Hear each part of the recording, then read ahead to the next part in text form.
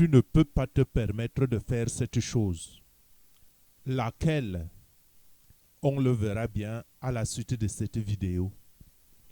Frères et sœurs, il y a des églises qui parlent de l'enlèvement comme si nous étions encore au premier siècle de notre ère. Beaucoup aussi ignorent même ce sujet comme si, pour un événement d'une telle ampleur, il suffisait de dire juste en passant, tenez-vous prêts, tenez-vous prêts, tenez-vous prêts, préparez-vous à l'arrivée du Seigneur. Ça, on l'entend aussi depuis des millénaires. Tenez-vous prêts comme si tenez-vous prêts suffirait quand on sait que se sanctifier ou se débarrasser de mauvaises habitudes peut prendre du temps, voire même des années. Et je parle ici par expérience. D'autres églises même ne parlent même pas du tout du mot enlèvement, comme si ceux qui en parlent prêchent une autre doctrine, un autre évangile, alors que l'enlèvement présage une grande victoire sur les ténèbres après le péché, après que le péché ait introduit la sentence de la mort sur toute l'humanité. Tout homme doit mourir. Ça, c'est la sentence qui a été prononcée par Dieu après le péché d'Adam et Ève. Et si, je dis bien si, un homme avait la perspective de ne pas mourir, cela ne serait-il pas une occasion d'enseigner, de sauter même et de claquer et de, je ne sais pas moi, et même d'insister à haute voix, de crier corps et âme, à voix forte, qu'il y a une telle promesse, une promesse qui couvre la sentence de la mort. Mieux, une grâce particulière qui attend ceux qui seront qualifiés et choisis quand les Écritures disent qu'à l'avènement de Jésus-Christ, du moins c'est le deuxième avènement que nous attendons, que lors du deuxième avènement de Jésus-Christ, les morts en Christ ressusciteront en premier et ceux des chrétiens vivants, qualifiés dignes, devront être enlevés vivants et ne pas connaître la mort physique. N'est-ce pas un encouragement pour tout un chacun d'abandonner tout afin de se saisir de cette opportunité unique dans l'histoire de l'humanité croyante? N'est-ce pas une opportunité, une promesse, une parole qui met de la joie au cœur, une parole qui donne de l'espérance devant tant de souffrances, devant la mort?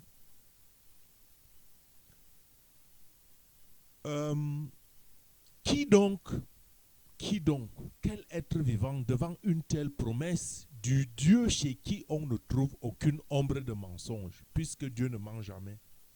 Qui donc devant une telle promesse ne pourrait se réjouir et redoubler d'efforts dans la voie de la sanctification et de la sainteté? Si vraiment on vous disait, laissez tout et faites tout, marchez sur une voie, et quand vous allez sur une voie, sur cette voie, vous ne mourrez jamais. Qui de nous oserait dire non, je ne tenterai pas cette expérience si on l'enseignait aux gens? Puisque c'est de cela qu'il s'agit aujourd'hui. Quand une doctrine comme celle de l'enlèvement passe à côté, n'ayant le sens et le contenu d'un thème principal, voire même central, cela dénote, je ne sais pas comment je vais dire, cela dénote pour ma part une certaine méchanceté. Même pas une certaine méchanceté, mais cela dénote de la méchanceté. Quand la doctrine de l'enlèvement passe à côté, comme si c'était un thème secondaire, comme si ce n'était pas un thème central de l'évangile, cela dénote de la méchanceté.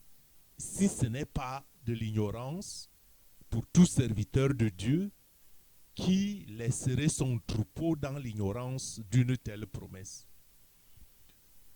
Mon but n'est pas cependant de juger qui que ce soit, mais cela mérite mon attention et même une attention particulière.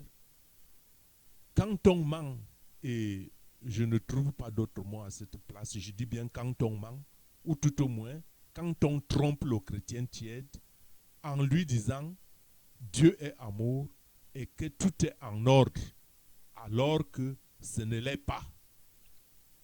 Et non pas que Dieu ne soit pas amour, car il est en réalité, et même il est amour infini. Et c'est pour cela que par le temps de grâce, Dieu accorde le sursis à tous, même aux pécheurs.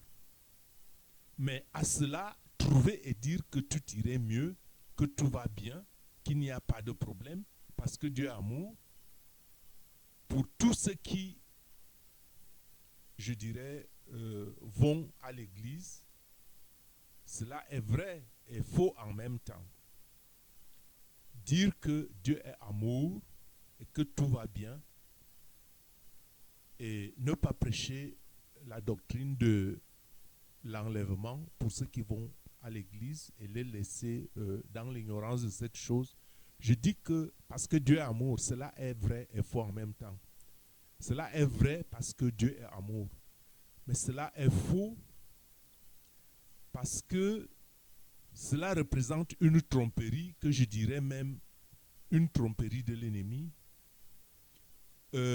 Frères et sœurs, ne pense pas surtout que je suis ici en train d'accuser ton église ou ton pasteur.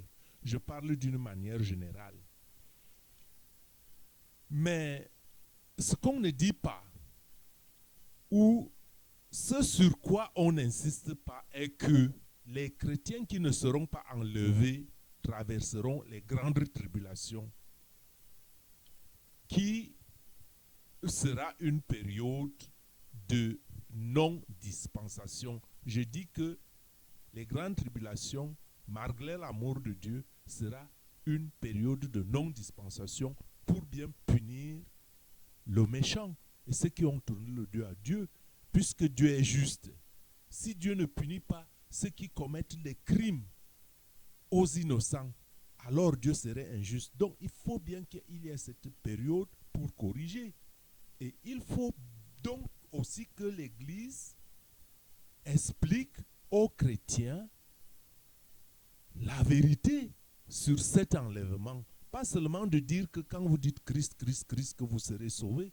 Il faut que l'on dise que dans l'enlèvement, il y a une certaine séparation qui va se faire. Et chacun a son moment. Vous comprendrez tout à l'heure pourquoi je le dis. Et cette période de tribulation que je dis, période de non-dispensation, c'est-à-dire que c'est la période par laquelle, à un moment donné, pour laquelle, à un moment donné, la grâce de Dieu n'agira plus. Nous sommes libres maintenant. Nous sommes dans la dispensation. Nous sommes dans la grâce. Ça veut dire que si je demande pardon aujourd'hui, je serai pardonné. Mais quand cette période sera dépassée, viendra alors une période de jugement. Et cette période de jugement, c'est la période de la tribulation. Ce qui veut dire en clair que certains chrétiens connaîtront une époque équivalente à une période de 7 ans que l'on nomme alors les grandes tribulations. Ceux qui ne le savent pas, les Écritures le disent. Les Écritures le disent et prenez-le à cœur dès aujourd'hui. Et cette période de tribulation de 7 ans est la période à laquelle l'Antichrist, c'est-à-dire Satan lui-même, se déclarera Dieu. Et où tous les serviteurs de Dieu non élus ou des chrétiens tièdes seront poursuivis, pourchassés. Et vous n'aurez aucune chance. Vous aurez la difficulté à écouter la parole de Dieu. La Bible dit qu'il viendra une période sur cette terre des vivants où il sera difficile d'entendre même la parole de Dieu. Et ça, nous le vivrons avec la période des tribulations. Imaginez donc que l'enlèvement arrive vous êtes tiède, vous n'êtes pas enlevé parce qu'on vous a donné une fausse espérance, non pas parce que vous ne croyez pas en Dieu. Vous serez sauvés, mais vous serez sauvés par après avoir traversé les tribulations. Mais il faut que vous le sachiez. Et c'est cette vérité-là que je vais vous révéler aujourd'hui. Donc, les élus ou les non-élus, les élus seront enlevés et les non-élus ou les chrétiens tièdes n'auront donc aucune chance de vivre la période des tribulations. C'est-à-dire que quand vous n'êtes pas enlevés, vous aurez vraiment une vie dure, une vie difficile sur la terre. On ne vous donnera aucune chance. La parole de Dieu serait même interdite. Et la seule chance que vous aurez, c'est peut-être de mourir un martyr par amour pour Jésus.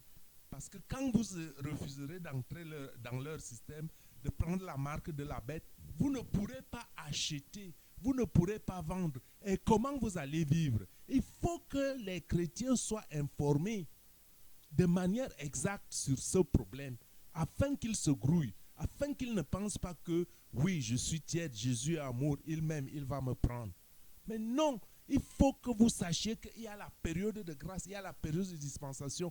Après la période de dispensation viennent les tribulations et l'épouse sera enlevée avant les tribulations. Ils seront mis en sécurité. Et vous aurez une épreuve plus dure par votre désobéissance. Donc, après les tribulations, pour entrer au ciel, il faudrait peut-être subir le martyre. Ce n'est pas une façon de vous faire peur, mais c'est une réalité. Et il faut dire cette réalité, que tant qu'il y a le temps de la grâce, il faut se grouiller. Ça veut dire que les chrétiens qui passeront le temps des tribulations sont des chrétiens qui seront sauvés, que Jésus aime, mais puisqu'ils ne sont pas prêts au moment de l'enlèvement, ils doivent donc payer le grand prix. Ils doivent payer le prix le plus fort, peut-être même par leur vie. Un prix qui n'a rien de comparable aux efforts fournis pendant que Dieu donne la grâce. Et ce n'est pas une histoire inventée. Ce n'est pas les olala qu'on vous raconte ici dehors. Mais c'est la réalité. Lisez les Saintes Écritures en profondeur, en demandant le discernement dans la prière. Si vous ne voulez pas écouter ce que Dieu vous envoie, ouvrez les débats à la suite des messages et discutez avec les autres.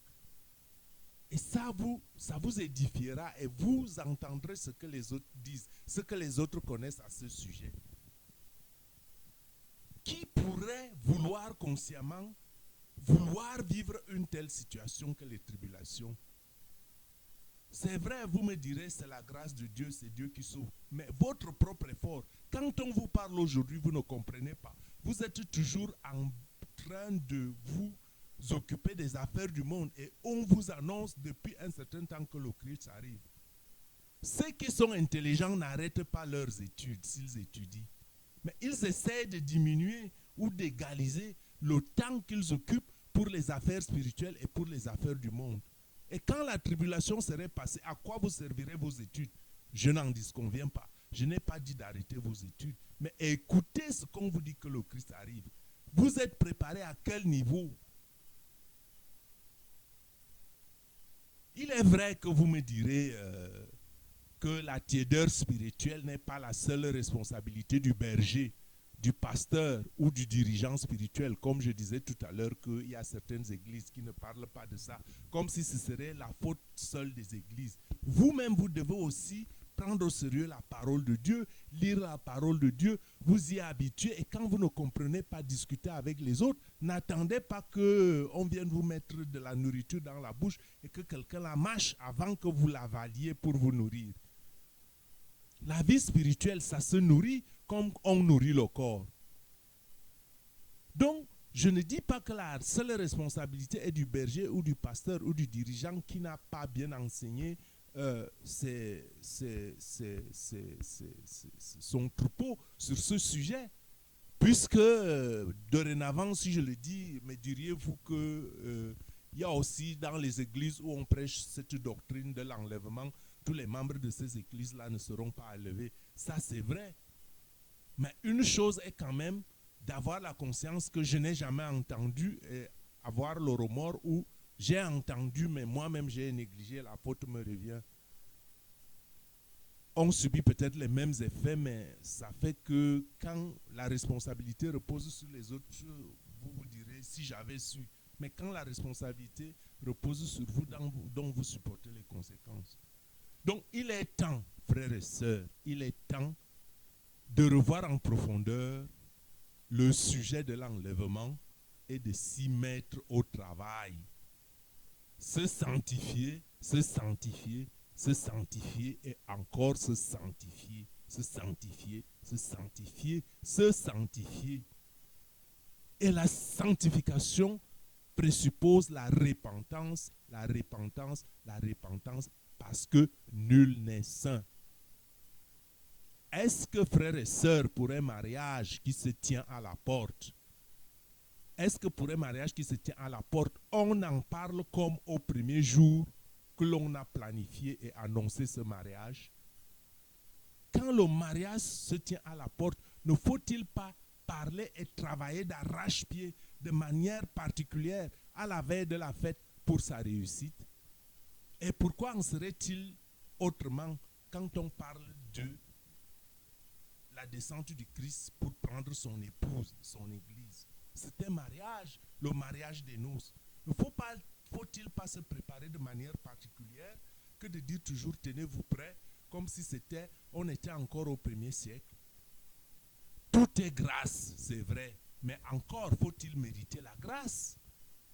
Profitez donc aujourd'hui, c'est encore le temps de la grâce, car après l'enlèvement, c'est le même Dieu d'amour qui ne change pas, sauf que chaque chose a une époque, chaque chose a un temps. Le temps de la grâce sera terminé, par conséquent, il n'y aura plus de dispensation. Les choses sont arrêtées, ce n'est pas que Dieu est méchant.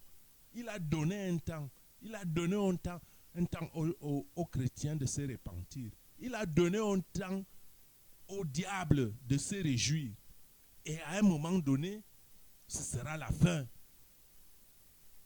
Qui peut, frères et sœurs, quelle chair peut tenir au jugement de Dieu sans sa grâce?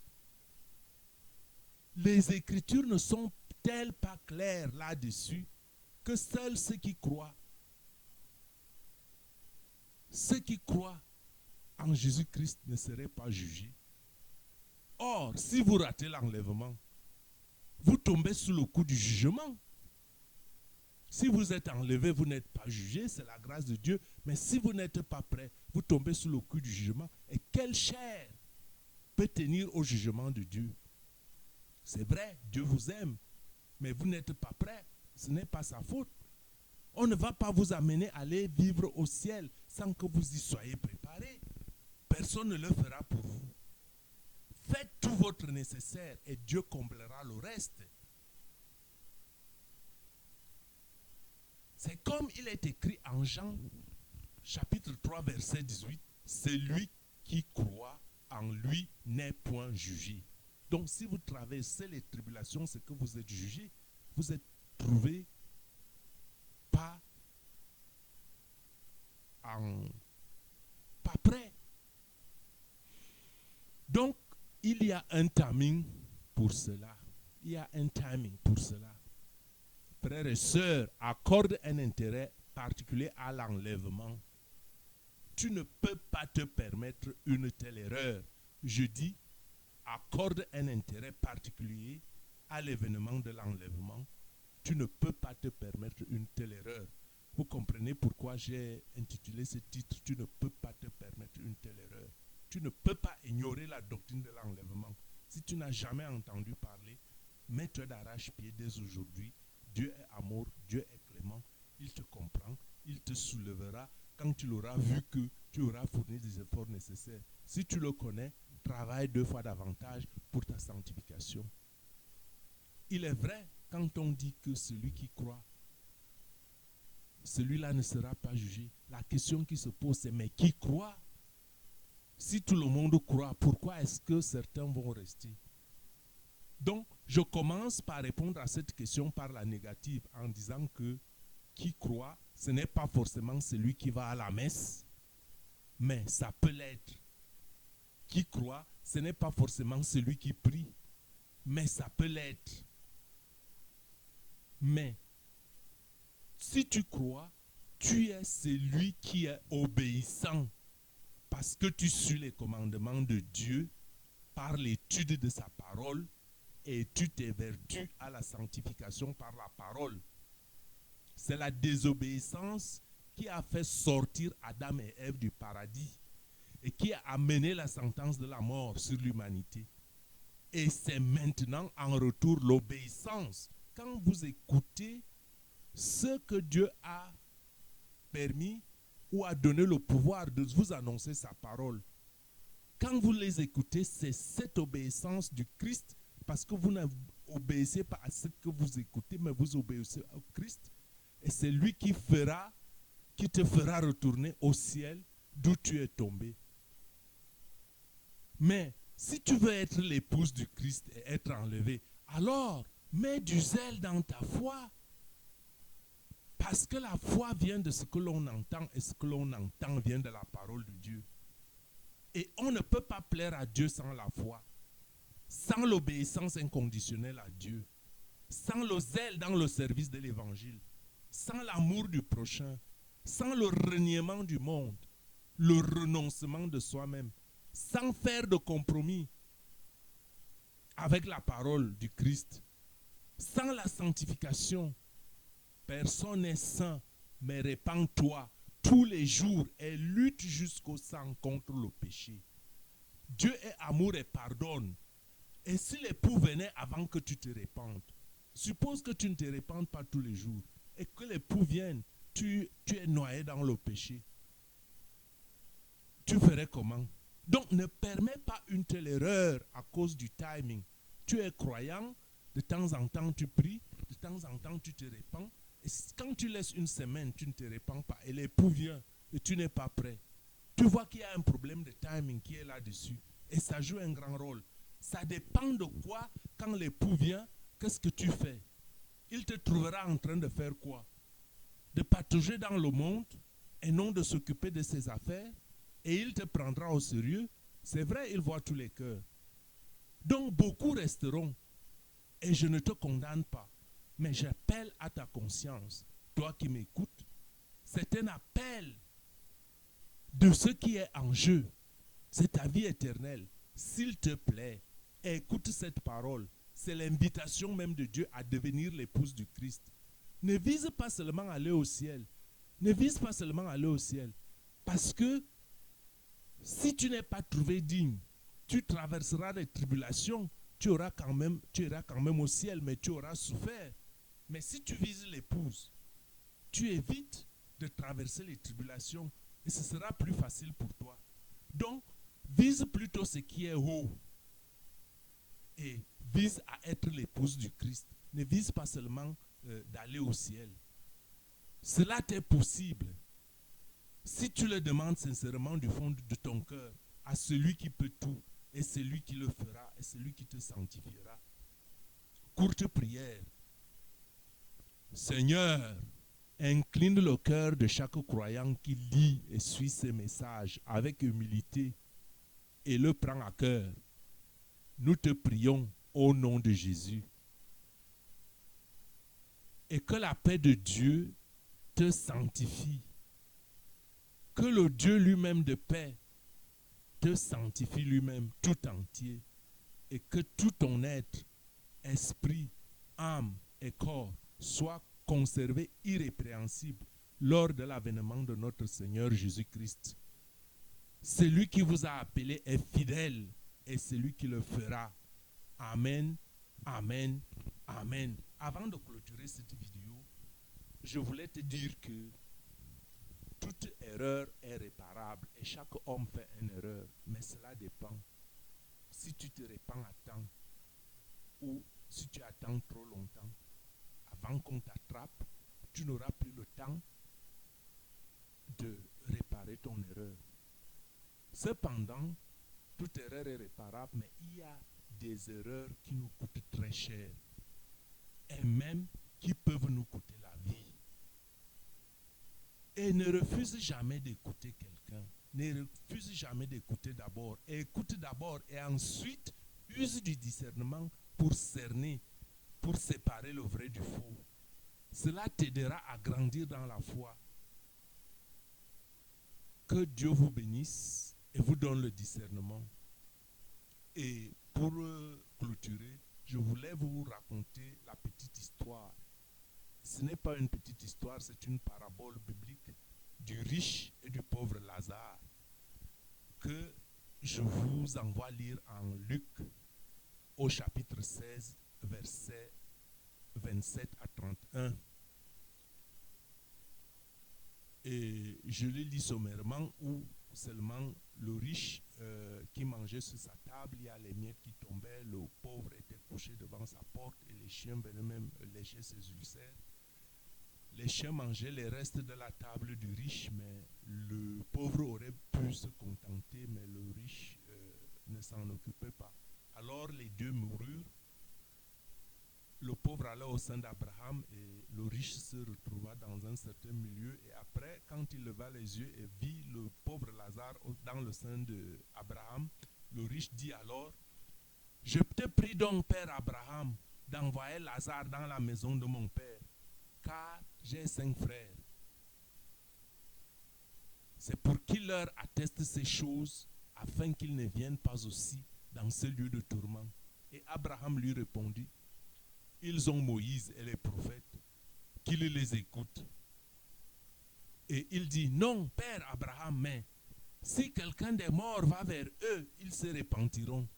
Et Abraham lui dit, s'ils n'écoutent pas Moïse et les prophètes, ils ne se laisseront pas persuader quand même quelqu'un des morts ressusciterait. Donc, vous voyez un peu cette histoire. Je vous la raconte parce que, d'après le titre de la vidéo, je voudrais que cette parole que j'ai partagée avec vous aujourd'hui, que vous la preniez au sérieux. Que vous n'attendiez pas quelque chose d'extraordinaire pour qu'on vienne vous raconter avant que vous changiez. Cette parole toute simple, toute ordinaire, prenez-la à cœur, prenez-la au sérieux. Commencez à investiguer ce que c'est que l'enlèvement et qu'est-ce que vous avez fait et comment est-ce que vous pouvez faire pour devenir l'épouse du Christ. Ne dites pas que je suis pécheur, je ne peux pas. Non, ne te condamne pas. Dieu voit ton cœur, Dieu voit ta motivation. Ce n'est pas ce que tu es. Dieu voit l'esprit qu'il a mis en toi. Et quand tu essaies d'assainir cet esprit, tu auras déjà gagné. Ne reste pas tiède. N'écoute pas les doctrines qui te laissent tiède et qui te font comprendre que Dieu est amour, il te prendra de toute façon. Oui, il te prendra, tu seras sauvé, mais sauf que tu seras obligé de passer par les grandes tribulations. Donc, que Dieu te bénisse, prends ça au sérieux. Si tu as aimé, donne un pouce en l'air, partage aux autres. Partager, c'est aussi le servir. Que la grâce de Dieu soit avec toi et que tu deviennes très rapidement l'épouse du Christ. Ça, ce serait ma grande joie. Amen.